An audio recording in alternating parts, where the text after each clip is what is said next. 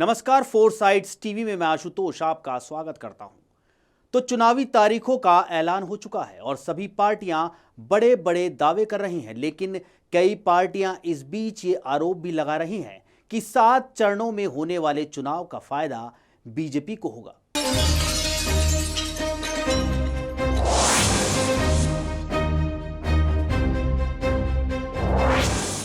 तो क्या सच में 7 चरणों में होने वाले चुनाव का फायदा सत्तारूढ़ बीजेपी को मिलेगा? ये बड़ा सवाल है, लेकिन विपक्ष ऐसा आरोप लगा रहा है। 2019 के लोकसभा चुनाव भी 7 चरणों में हुए थे और जो नतीजा सामने आया था वो आपके सामने है। कि आइए जानते हैं आखिर इस कहानी के पीछे की सच्चाई क्या है।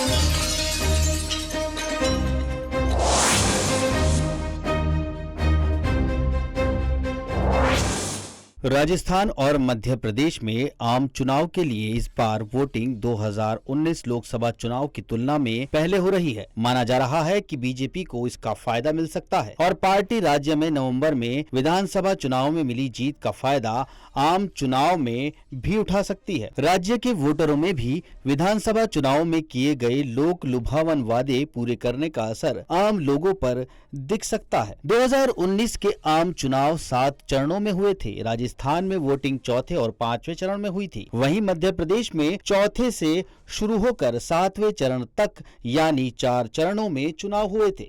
लेकिन इस बार राजस्थान में पहले और दूसरे चरण में वोटिंग होगी, जबकि मध्य प्रदेश में पहले चरण में वोटिंग शुरू होगी और चौथे चरण में समाप्त होगी।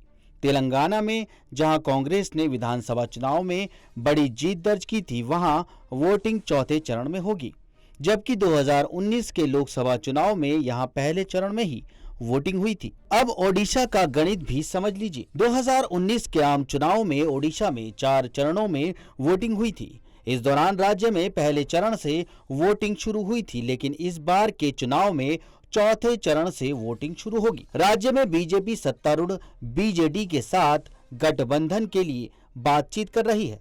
माना जा रहा है कि चौथे चरण में चुनाव शुरू होने के कारण दोनों दलों को गठबंधन पर बातचीत करने के लिए वक्त मिल जाएगा।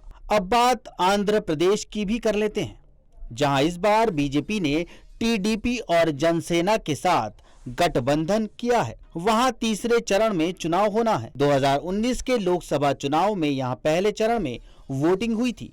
माना जा रहा है कि तीसरे चरण में वोटिंग होने से इस नए बने गठबंधन को मौका मिल जाएगा। वहीं तमिलनाडु में इस बार लोकसभा चुनाव पहले चरण में होंगे। 2019 के आम चुनाव में यहां वोटिंग दूसरे चरण में हुई थी।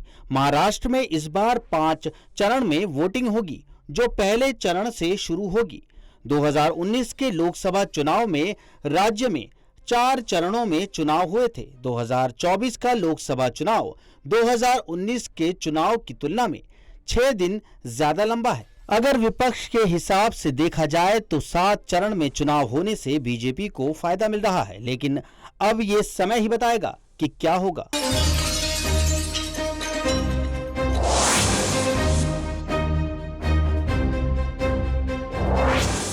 ताजा तरीन खबरों में बने रहने के लिए देखते रहिए फोर साइड्स टीवी।